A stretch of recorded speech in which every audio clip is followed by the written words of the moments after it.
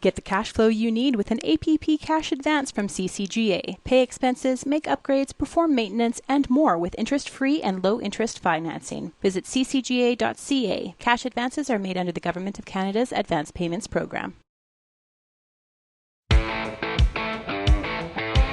It's time for RealAg Radio on Rural Radio Channel 147 on Sirius XM.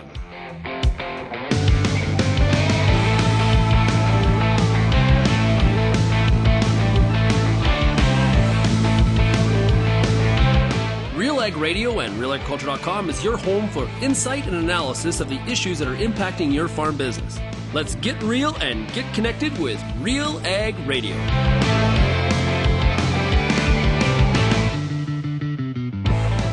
Hello and welcome to RealAg Radio here on Rural Radio Channel 147, Sirius XM. It is Monday, August 12th, and I, Lyndsey Smith, am your host for Agronomic Monday, and I am absolutely thrilled to be able to take over the show from your regular host, Sean Haney. On today's show, we've got a product spotlight with Alain Goubau of Combyne Ag, talking about that platform and tracking all those bushels heading to the bin and out, of course, to your buyers. And Peter Pete Johnson is going to join me. We've got lots to talk about. We're going to talk about the critical harvest period of alfalfa. We're going to talk about some nasty weeds out there. We've got to talk about, our friends in the field, some beneficials, and maybe some soybean aphid problems. We're going to talk pollination and what to think about when considering a cover crop. And does a bigger plant or a smaller plant take the heat better through a heat wave? Very interesting discussion to come. Stick around. That's going to be starting right after this break. If you'd like to, of course, get in touch, give us a call, 1-855-776-6147. Let's take a break, and I'll be back with Peter Pete Johnson right after this. Join us for the Canadian Beef Industry Conference, August 19th to 22nd in Saskatoon, Saskatchewan. Spend time networking on the trade show floor, hear from keynote speakers, and take in breakout sessions designed to increase profit, manage your rangeland, and navigate trends. Get up close to advanced techniques and hands-on demos, and kicking it all off is Lamley's Bull event. Proud, sustainable, and innovative, we are beef. Registration is now open. Visit CanadianBeefIndustryConference.com for full details and to register. Peter Johnson at WheatPete, RealAgriculture.com. I'm the host of The Word, and I love doing The Word. I love the questions. I love the challenges. I love having to apply agronomics to all over the globe and areas outside of my normal jurisdiction. Also, I love the feedback the most, where growers challenge me, tell me about their plot results, help me to learn. The Word, absolutely the best part of my day. If you have a growing list of questions about getting more from your fields, know that Koch Agronomic Services has an answer for every acre. With a full spectrum of nutrient management, nutrient protection, and seed enhancement options, Koch Agronomic Services offers a deep portfolio of agronomically effective products. Each designed to enhance yield potential, all available to help solve your problems. Find the answer that's right for your acres. Start by visiting kochag.ca. That's Koch ag.ca.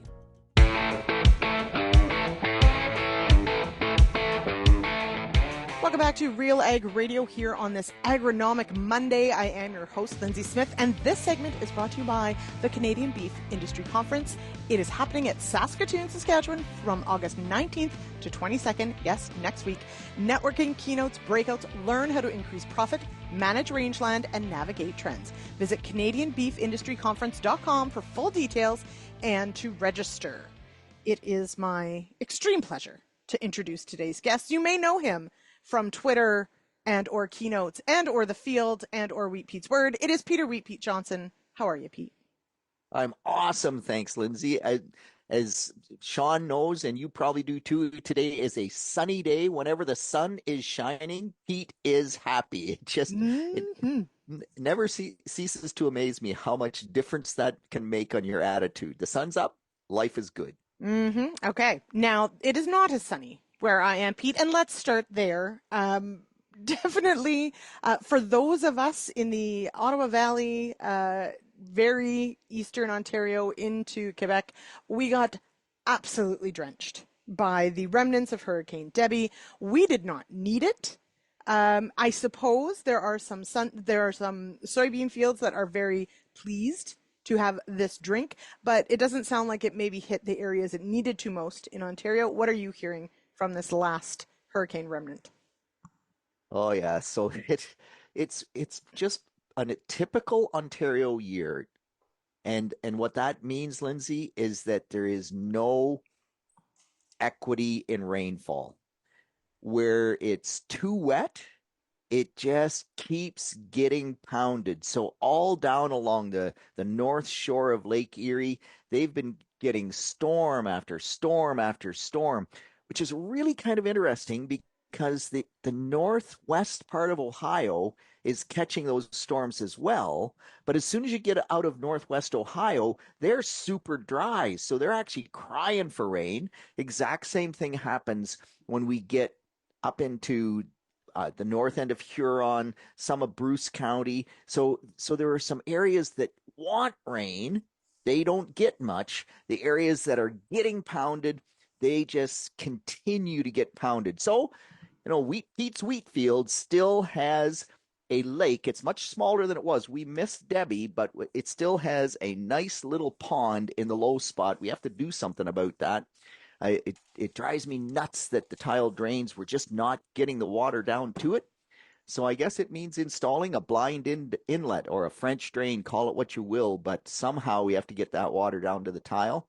And the wet areas, too wet. The dry areas, they got some in some cases, but there are still people. I've talked to a couple of growers on sandier soil that are telling me that the corn and beans are wilting, are wrapping up, and you just go like, wow, how can you be that dry when everybody else is that wet? Well, I got to tell you, I would share if I could. So the Carp River, or Kirp, as you like to tell me, Pete, the Carp River at Carp, there is a field. Anyone who's driven into Carp, sort of from the city, you'll note there is a field that is floodplain, and every spring it'll flood. Right now, it has covered the entire field leading up to it. Like it is bigger than spring melt right now. It is huge. And there were soybeans there. There are not anymore, I'll tell you, by the time that leaves. So now that does bring up, though, and you mentioned the plants curling up. You had an interesting email come across talking about how plants fare, how crops fare in heat, whether it was wet and turns dry, or if it was always dry and gets hot, talking about rooting depth, talking about leaf surface area. What do we need to think about when we think about how crops may fare through, let's say, a heat wave or, a dry spell, those sorts of things? Tell me about that email that came through. Right. So really interesting. When Ryan sent me this email, so Ryan's in northeastern Alberta, and of course they have had a ton of heat there, and his question was all around, is a big plant handle heat waves better, or does a small plant handle heat waves better? And so when you look at a heat wave, well, what does that heat wave do? And it means that the plant has to just transpire more to try to keep itself cool. And of course, it has to have water in order to be able to do that. And Ryan also wondered, big leaves, small leaves, like what's more susceptible to heat? And in actual fact, the size of the plant doesn't make a huge difference in terms of actual heat tolerance. That's a genetic trait. And so we can breed for heat tolerance. We haven't done a great job of that in wheat yet because we'd like wheat that could stand 30, 35 degrees Celsius and not lose yield. But as soon as it goes over 25 Celsius, that data is pretty clear. Wheat starts losing yield. If it goes over 30, that's actually extra bad. But if it goes over 35, the wheat crop basically stops and really goes backwards fast.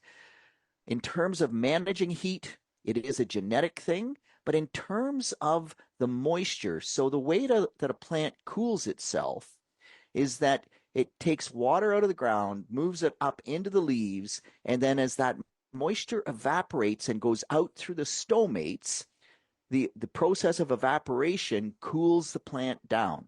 Just like it takes heat to evaporate that water, so that actually changes the temperature of the leaf and reduces it. So when you think about a big plant versus a small plant, well, typically, not always, but typically, a bigger plant will have a better root system, and a better root system means that it will access more water. On the other hand, that bigger plant, through the growth of that bigger plant, it takes more water to build more biomass. And so if the bigger plant is still able to access water, if there is water at depth where those deeper roots have gone, and it can pump more water to cool itself, then it will handle the drought, or the heat rather, better, and the drought for that matter, but it should handle the heat better. A smaller plant, though, if it does have roots still in moisture and it hasn't used as much moisture as the big plant, well, then it may have the edge when we get into those really high temperatures.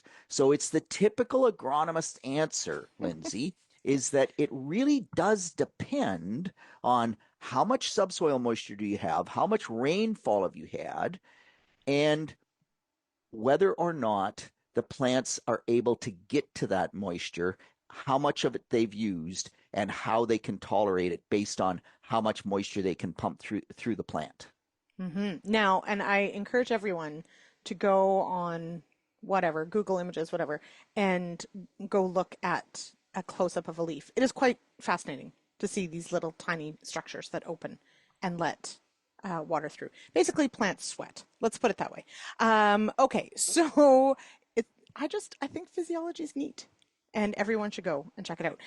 On that same sort of idea, let's talk pollination for a bit. Now, I will note anyone who's going to join me tonight for the agronomist, so that's 8 p.m. Eastern, hop on to YouTube, Twitter or X, Facebook. We go live, or you can go to realagriculture.com/agronomist or /live. It'll be on both. We're going to talk about pollination problems. We're going to talk about heat blasts. We're going to talk about why hot temperatures for canola, for wheat, not good. But of course, when we think about pollination, we often really look deep on corn as to, all the things that can go right, all the things that can go wrong. We are seeing some quite variable pollination, or indications anyway, early indications of pollination kind of all over the place. What are you seeing there in the field or hearing from agronomists, Pete? So for the most part, Lyndsey, pollination is good on the early planted crop that wasn't overly stressed. But when we get into the stressed areas, and I have to be careful with that, because we are seeing some really weird things in pollination. Woody Van Arkel sent me some pictures of some April planted corn where the top part of the cob looks like it pollinated perfectly. So when I mean the top part of the cob, I mean the part of the cob rather facing the sky. The part of the cob facing the earth is extremely variable pollination. And so Greg Stewart and Dave Hooker, Dr. Dave, and I, and a few others have had a great discussion about, like, why would that be? And are those parthenocarpic kernels, which means did they not pollinate at all, or did they only get single fertilization? And so I'm sure you'll get into this tonight, Lyndsey, but it's a really cool process that through pollination, you need double fertilization. You pollinate the embryo, but you also have a male gamete that joins with 2 female nuclei to make the endosperm. And if you only get the embryo pollinated and not the endosperm, then you don't get much of a kernel. And so we had this great discussion about that. But at the end of the day, whether it's parthenocarpic or whether it's late pollination because those silks didn't actually emerge properly, it doesn't matter, because it's crappy pollination and it's not going to yield. It's still going to have an impact on yield. As I look at other cornfields, it's most intriguing to me that a lot of fields I'm seeing blank kernels. Like the cob is pollinated reasonably well. In fact, in one case, it was 18 rows by 45 kernels long, and that was Donald up at Udney. And you go like, wow, Donald, that's an amazing corn crop coming. But in the cornfields I've looked at, pollination was good, but you get these misses, just one kernel gone, and you kind of go like, what the heck happened there? So there are some really interesting things happening out there. And then when we get to the stressed late planted corn, or not late planted necessarily, but just the stressed areas of the field that are too much water, pollination on those is just very, very spotty because I don't think they were very healthy. I'm not sure there was much pollen around when they were pollinating, which is always a big issue. And so it's going to be an interesting harvest just from that standpoint alone, where we have big cobs that are mature, and then you get into the wet spot and you're going to have these late cobs that are, I don't know, 45% moisture. Some of those fields I would not look forward to harvesting. Well, that I suppose, I mean, at this point, there's not really much we can do now, although you're right. Tonight we're going to talk about, there is some research out of Ontario where there may be some things we can do to help pollination, but on the grand scheme of things, as you pointed out, there's a couple factors that could have led to poor germination or pollination. I would agree. In looking at some of the fields, we did a bit of in this past week where we were on holidays, we toured a bit of Ontario, and there are some very sad cornfields out there that are all over the map as far as height, as far as, development, all these things. And let's just hope the ground dries up. Could we have firm ground for harvest at least?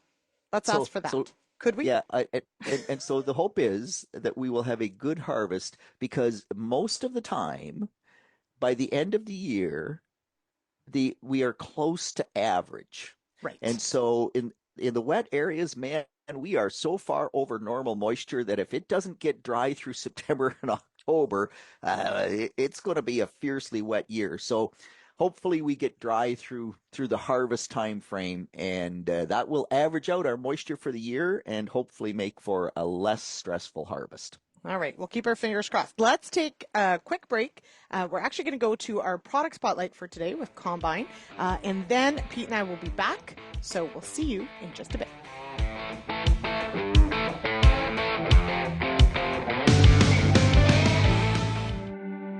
FP Genetics relentlessly brings innovative new seed genetics to Canadian farms, ensuring growers, breeders, and farmers are supported and viable. Being a valued partner on your farm for decades, you can expect the continuous pursuit of the best genetics. Visit fpgenetics.ca to discover FP's hybrid fall rye varieties and their end uses, or contact your local FP seed dealer or territory manager to discuss your fall seed strategy specific to your region. If you're involved in the agriculture industry, it's important to stay informed on all the latest issues affecting your business. At RealAgriculture.com, we offer fast, reliable news, information, and insights to help you keep on top of all of the latest in Canadian agriculture. Visit RealAgriculture.com and sign up for our free daily newsletter covering everything from news, agronomy, animal agriculture, and much more. Visit RealAgriculture.com/subscribe today. RealAg Radio is Canada's only daily radio show focused on agriculture. Get expert advice on Agronomic Monday. Tuesdays and Wednesdays will cover a broad range of issues. Thursday we'll hear from farmers across the country on the Farmer Rapid Fire. And we'll wrap things up Fridays with the RealAg Issues panel with Kelvin Hepner and Lyndsey Smith. Join us Monday through Friday at 4:30 Eastern. And don't forget about the replay at 7 in the morning on Rural Radio 147, Sirius XM.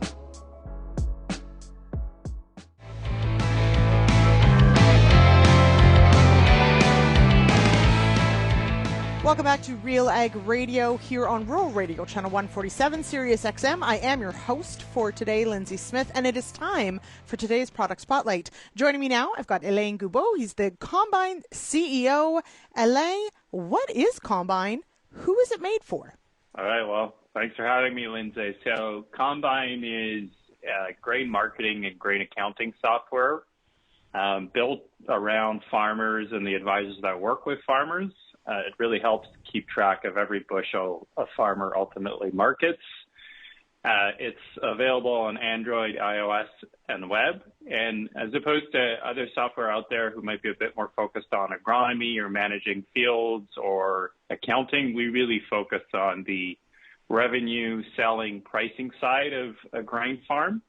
So it's really the specific focus is around staying organized on how many bushels you're planning to have on any particular marketing year, what you actually have, where you might be storing it, and then on the other side, all things related to pricing and selling the grain across different types of offers or contracts, whether you're doing hedge to arrive or basis or fixed price or all those things, and staying on top of what's priced, what still needs to be priced in some form, whether it's setting basis or rolling futures. And then if you also track your deliveries or spot sales, all the data that's related to that. If you add cost of production, you can track profitability per crop, break even, et cetera. So really why we call it Combyne is the play on word on the farm machine, but also the fact that we're combining all the information related to selling grain, storing grain, contracting grain that helps you then get that clear overall marketed position, percentage sold, upcoming cash flow, which contracts you're making money on, which ones you might just be breaking even. It's really this sort of full suite transaction log or grain transaction accounting. Right. So for those who don't know, a combine was named that because it combined 4 jobs into one. So I like the play on words, Alain. Full stars for that one. I like it. So why should farmers then incorporate Combyne into their work operations? You've outlined several things it can do.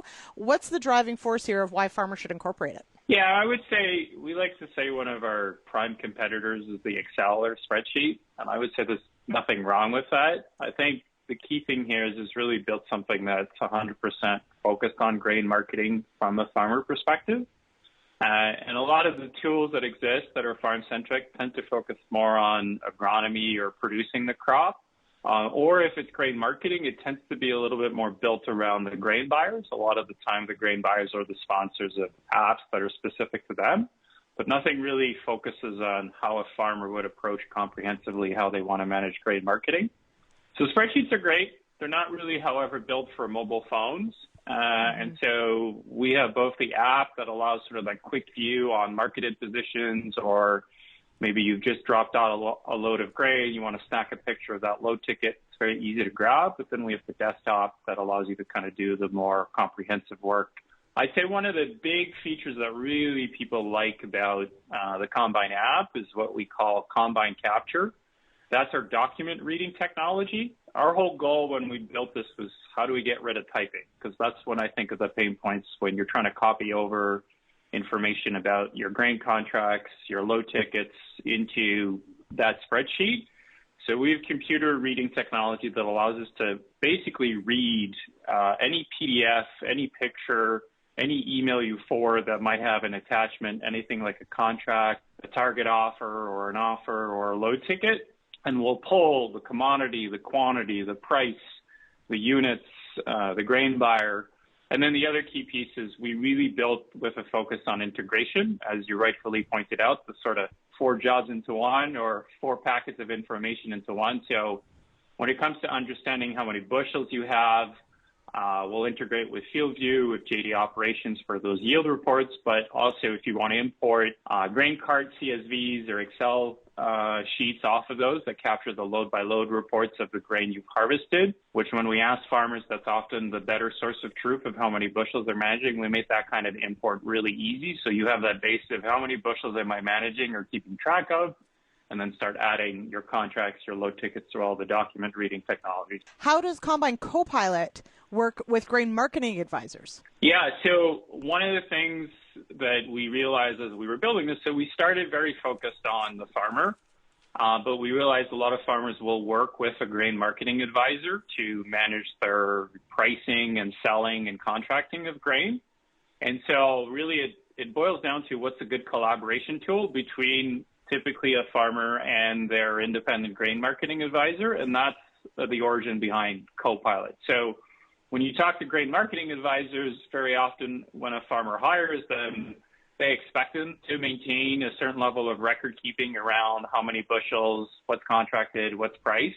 And so it's the advisors that now have these very complex spreadsheets where they're managing the grain marketing kind of view or book of multiple farmers. And so what we've helped build is off the same sort of foundational record keeping of how many bushels, what's sold, what's delivered.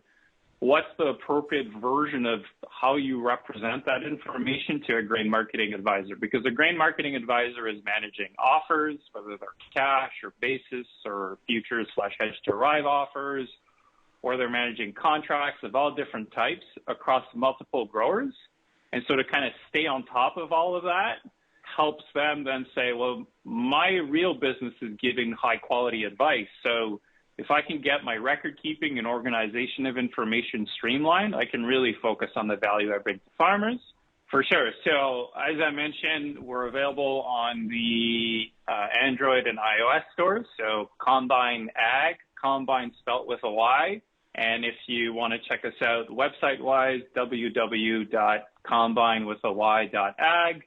And we're always very reachable, help at combyne.ag if you have any questions or want to kick the tires a bit if you're looking for a new tool to help you manage all things related to grain marketing. Wonderful. All right, and we'll be back with more Real Ag Radio right after this.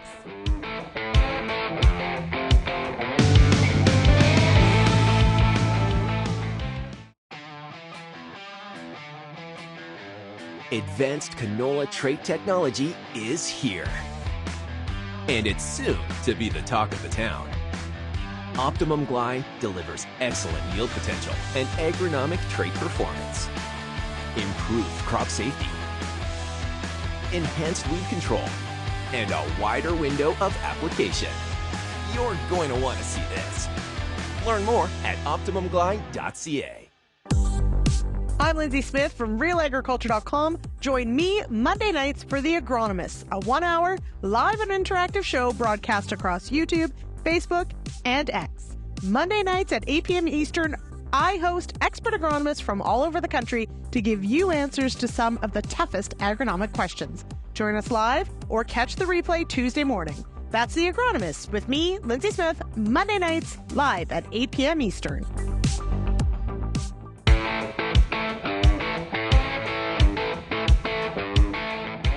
Field by Field, Maize-X is bringing Canadian seed to farmers across Canada. Maize-X is your source for high-performance soybeans and grain, silage, and grazing corn hybrids. Visit maizex.com to find your local Maize-X representative. All right, it is Real Ag Radio. I am your host for this Agronomic Monday, Lyndsey Smith, and joining me, as always, it's our resident agronomist, Pete Johnson. Pete, Agricor put some numbers out. So this is for those who aren't in Ontario. This is our crop insurance program. Our RMP goes through Agricor, but Agricor collects lots of data that is very interesting to look through. What do the numbers tell us, Pete, about our perhaps lesser of the crops as far as acreage goes?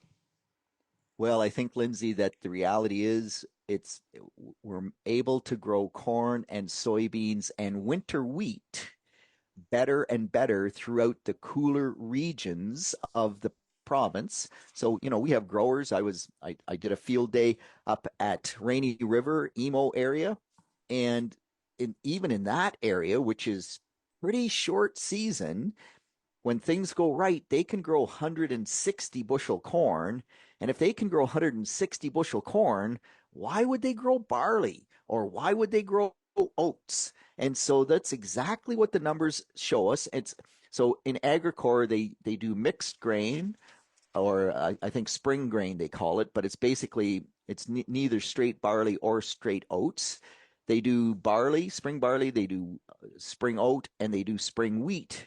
And when I first started back in the 80s, barley would be, 350,000 acres. Oats would be 200,000 acres, something like that.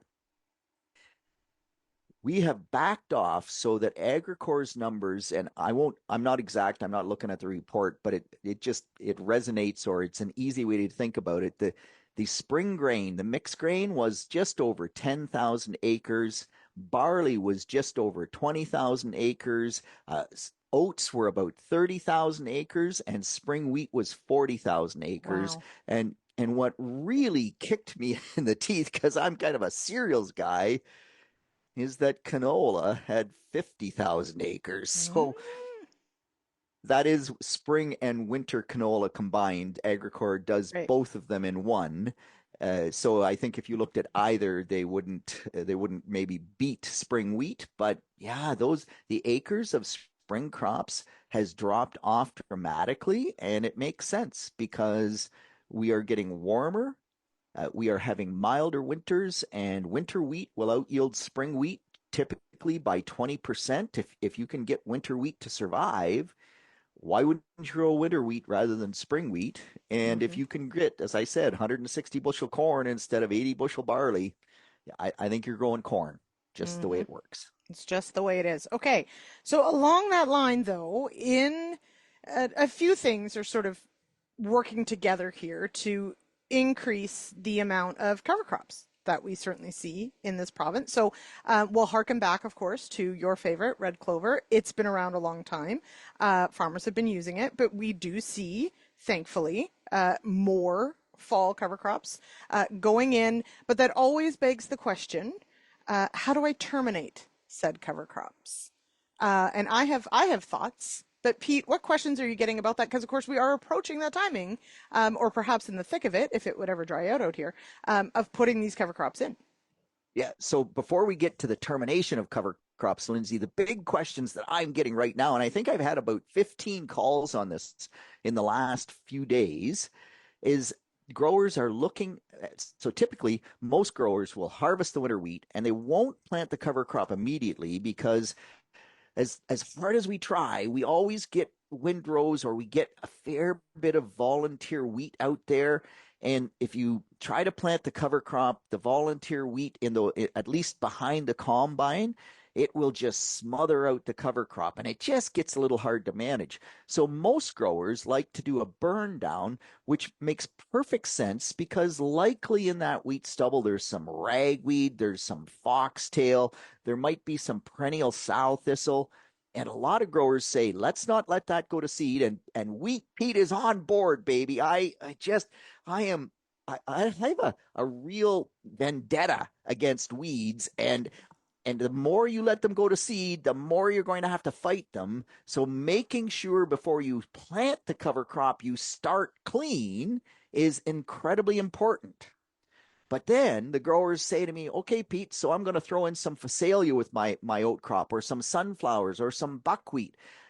What do I use for a burn down? Because I also have glyphosate resistant fleabane that I want to control, or I have water hemp that I want to control.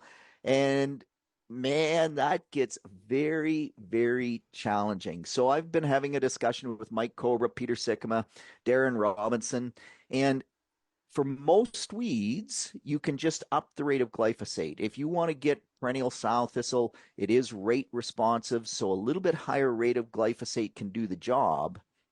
But if you get into things like bigger lamb's quarters that are underneath that wheat canopy and they're starting to get close to setting seed, glyphosate can be pretty iffy on lamb's quarters. And of course, glyphosate resistant fleabane you miss entirely. And so then you kind of come back and say, what can I add? Well, Liberty was one suggestion. The big problem with Liberty is it'll do a good job as long as you spray it properly. Lots of water volume, heat of the day, make sure that you get great coverage. But the challenge is you can't tank mix it with glyphosate, or if you do, you get tremendous antagonism. So zero soil residual. Growers ask me about Aragon, but the challenge with Aragon is that it does have some soil residual. And so if you have any brassicas, any tillage radish in the mix, it gets pretty unlikely that will survive. And then you ask, well, what about 2,4-D ester or MCPA ester? And so out of those two, you would pick the 2,4-D ester, but we're not sure whether the phacelia would come through. And it will depend on how long you wait between application and actual planting of the cover crop. If you can give it 2 weeks, most things are probably okay. Don't incorporate because it needs the sun. It needs that UV light to actually break down. If you're going to run over it with some high-speed disc, don't do that until right before you plant. But there are any other mode of action added to the glyphosate just complicates what we can put into that mix. If it's just oats, it's no problem. But beyond that, man, it just is a bit of a challenge to sort out what is the best program. Okay, and touching on that, although here we are, we're mid-August, so depending on where you are, we've had, Pete, some incredibly open falls. And so those that have gone in even maybe a little late with cover crops, excuse me, have managed some pretty incredible biomass because we've just had those open falls. We're not guaranteed that open fall, right? So the longer you leave it, the more time you have to think, okay, what can I get up and growing that's going to keep my soil in place, cycle some nutrients, maybe outcompete some weeds. So think about your goals there. And then the other thing is, of course, and this is another whole subject, so we'll maybe save it for another day, is if you plant something that you hope nature will kill, what do you do when nature doesn't kill it? So, because that happens too. We've certainly had that issue in the spring with oats that overwintered, et cetera. So we'll talk about that. I just wanted, before we take another break and head to our last segment, you mentioned water hemp, Pete. This is a scary plant. It is not a good plant. And I'm here to tell everyone to air your dirty laundry. You found a water hemp plant in your cornfield. Shame on you, Peter. So the greater question, Lyndsey, is how did it get there? But you're correct. I was actually checking pollination. We talked about pollination the first segment, right? I was checking the pollination in my corn hybrid plot, and I walked in and I was going across, and as I was walking out, I just happened to come across this pigweed looking plant that was 8 feet tall. Now the corn is 9 or 10 feet tall. It wasn't yet as tall as the corn, but it was well over my head. It hadn't started to set seed, but it was in the process of you could just see the flower buds just starting at the very apical tip of the plant. And you go, man, where did that come from? So there is water hemp in my area now, and my best guess is that a bird must have dropped that seed there, and I know for sure that that particular plant is group 2 and group 9 resistant, because we went through and cleaned that field up with glyphosate and permit. I had a little bit of nutsedge coming. Permit, of course, is the best on nutsedge. I thought, let's get on top of it before it becomes a big problem. And neither of those herbicides killed that water hemp plant. So yes, if you are out driving past your field and you see anything that looks like a pigweed plant that you just say, why is that there? Stop the truck or the car, the van, whatever, get out of the vehicle, walk into the field, pull that plant out, and save yourself a whole lot of aggravation moving forward. This fight against resistant weeds, water hemp, at least the seeds are not wind-blown. With fleabane, if your neighbor has it, you have it. With water hemp, it will be either tillage equipment or combines or birds that likely spread it. In my case, I do my own tillage. I have my own tillage equipment. I have my own combine. So birds is about the only place I think that could come from. Yeah, very likely. So there you have it, folks. Weird pigweeds. Pull them. And did you burn it? Because that's what I would do. And I would giggle while I did it, just as I do. Yeah, no, I didn't need to burn it. It didn't have any seed, but I did, chop it into some smaller pieces to make sure that nothing could ever go to seed. And then I took it and I put it in the garbage to send to the dump. Okay. So I'm spiteful, so I would have burned it out of spite. So there you go. There are certain weeds we just hate. Okay. And water hemp is one of them. So good tip there when you're out scouting. Look for other things too, not just what you're in there for. All right, let's take a quick break and we'll be back with our last segment. Pete, we've got a long list to get through still. I don't know that we'll get to all of it, but we're going to try. All right, we'll be back with more RealAg Radio right after this.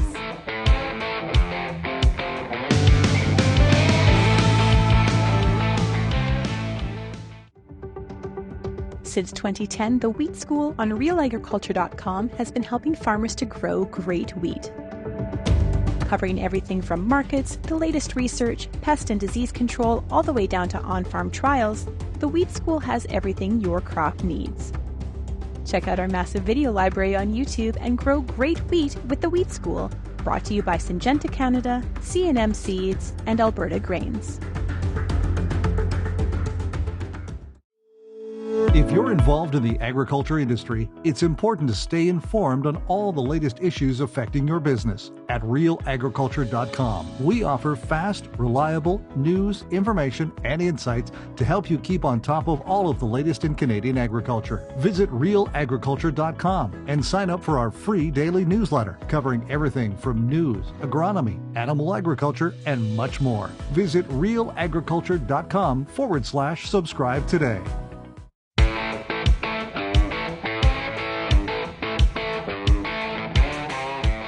Welcome back to Real Ag Radio here on Rural Radio, Channel 147, Sirius XM. I am your host for this Agronomic Monday, Lyndsey Smith.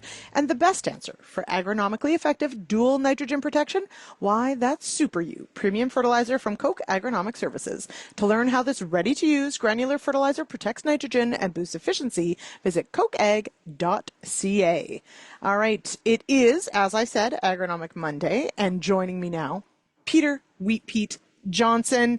Pete, I was in a soybean field yesterday and I looked down.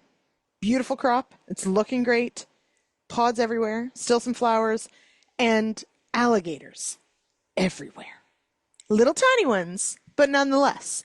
And lots on the bottom side of the leaves. Tell me, what were they eating? So if you see alligators, which are, of course, as you know, Lyndsey, baby ladybugs, they are ladybug larvae, and they really are quite attractive in their, the orange coloration, the black and the orange. They're really cool. If you are seeing alligators, you wouldn't have ladybug larvae in that soybean field if there was not a food source.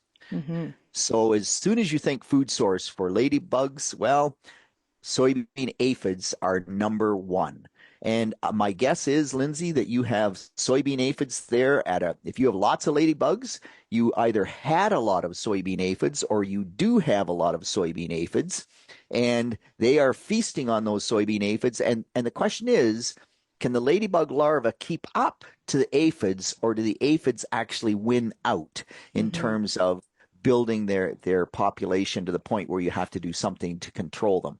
But my expectation is soybean aphids. Did you find soybean aphids, Lyndsey? I did. And so, but I would say, and I didn't break out the app, and I should have, because there is a really good app that does take into account your beneficials, but it didn't take me long to find them. They're definitely there. Not what I would consider in a huge amount, but definitely could find them quite easily. But I got to tell you, the amount of ladybug larvae was astounding. So I wouldn't say it's a problem, but I would probably plunk it into the app.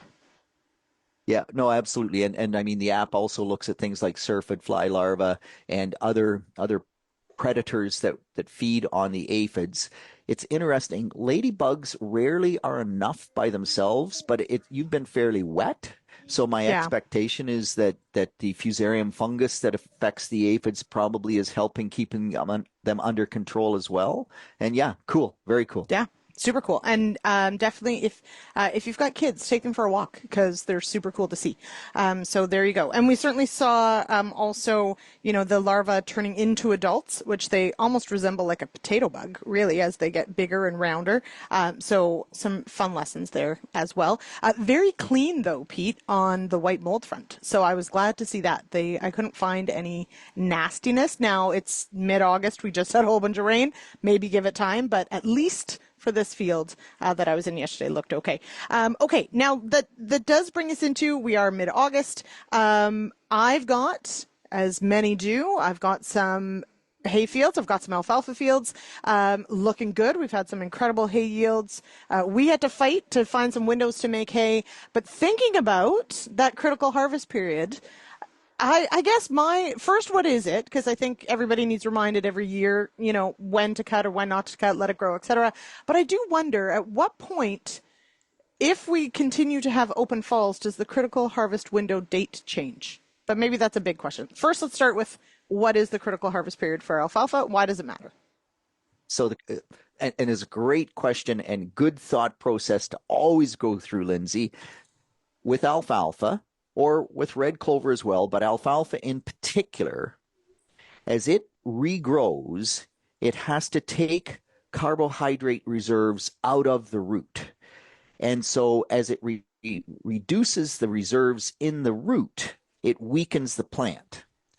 And if you cut the plant in the critical harvest period, what that tells you is that the plant doesn't rebuild those root reserves until it starts basically to flower. And if you cut it and it regrows, so it's got about 8 or 10 inches of regrowth, and you think, man, that crop should grow through the winter perfectly. In actual fact, that 8 or 10 inches has pulled most of the carbohydrate reserves out of the crown. You then go into winter, that 8 or 10 inches gets frozen off or dies over the winter, and now we come into spring, and the plant has to regrow, and it's got no root reserves left to take those new buds and make more plant.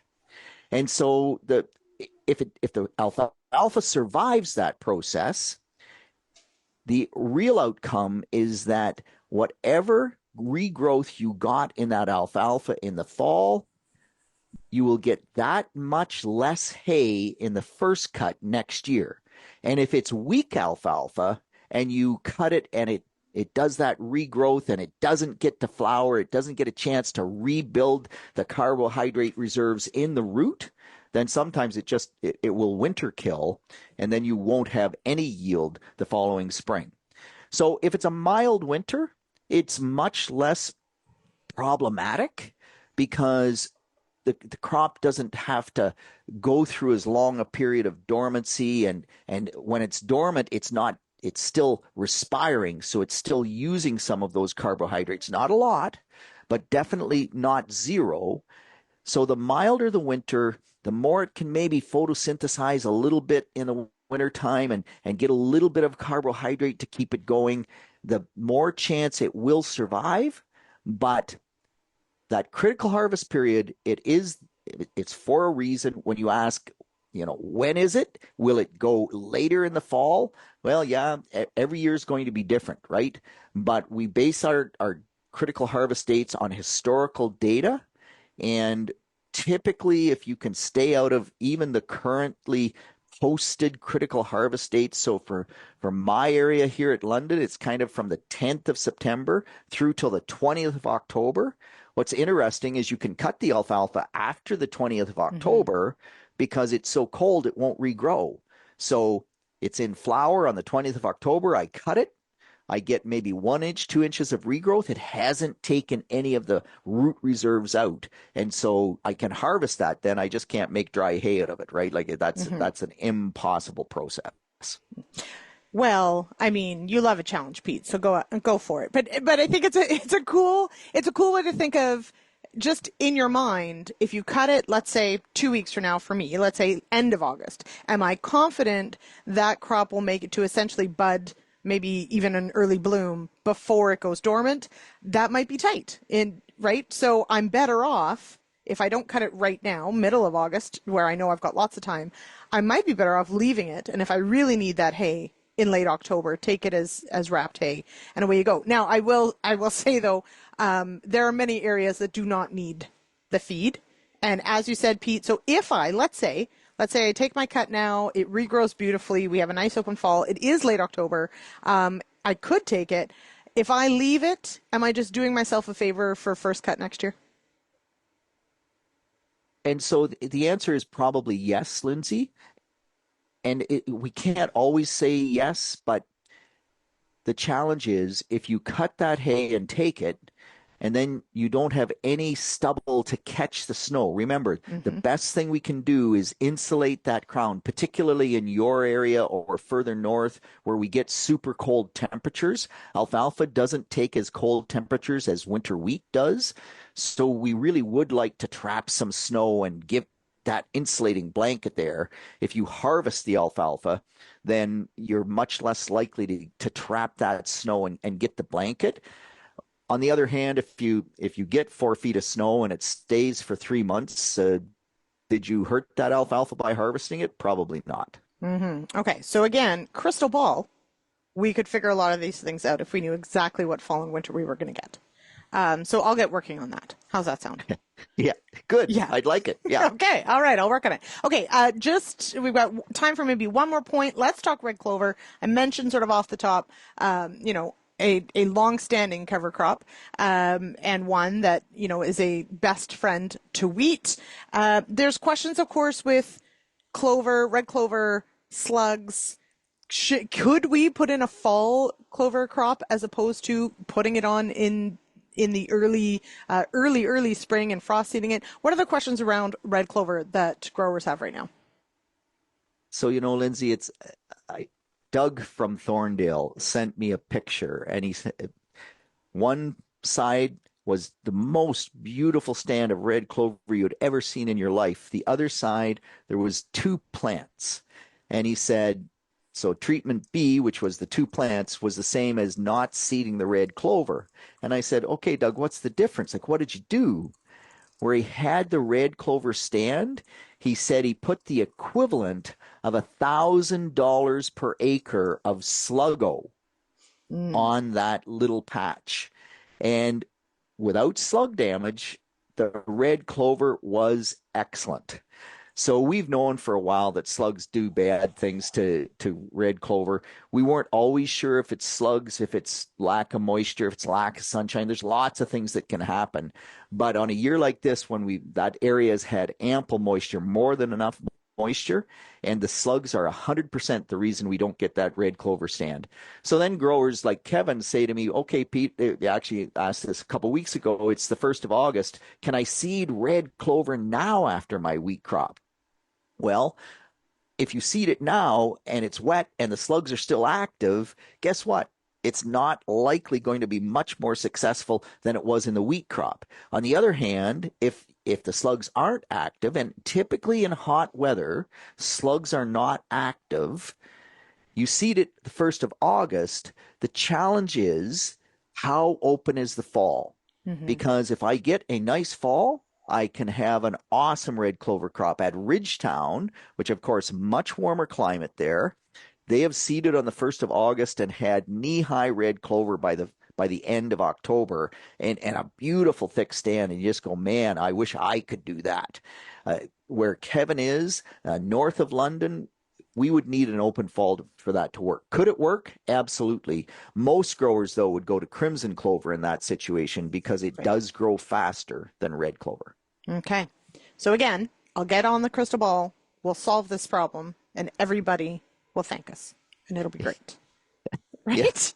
Yeah. If only the weather forecasters could do a better job. And I'm not hard on them or whatever. It would be nice if we had some indications 3 months out. But of course, sometimes I think we'd be better off spinning a carrot and guessing. Okay, Pete, let's leave it there for now. We've got thanks for joining us, though. It's good to get back into the routine, into the swing of things. Everybody check out Wee Pete's Word on YouTube, or of course wherever you get your podcast. It goes out every Wednesday, and it is a highlight of my week, Pete. So thank you so much. Oh, highlight of mine as well. So thanks for doing the post, Lyndsey. Well, that does it for another edition of Agronomic Monday here on Real Ag Radio, on Rural Radio, channel 147. I have been your host, Lyndsey Smith, and, well, that's right, Sean and I did a little switcheroo, so he will be on for Tuesdays with Sean. I guess so. Anyway, we're back at it this week. It's a busy one. I hope wherever you are getting the rain you need, or if you're on holidays, that the sun is shining. Thanks, as always, for listening to the show. If you'd like to get in touch, you can send me an email, lsmith@realagriculture.com, or you can find us across social media. Send us a DM. We'll find you there, too. All right, have a wonderful Monday, and if you can, check out The Agronomist tonight, 8 p.m. Eastern. Head on over to YouTube, subscribe to our YouTube channel, set up notifications. It'll let you know when we're going live. Have a great day, everybody.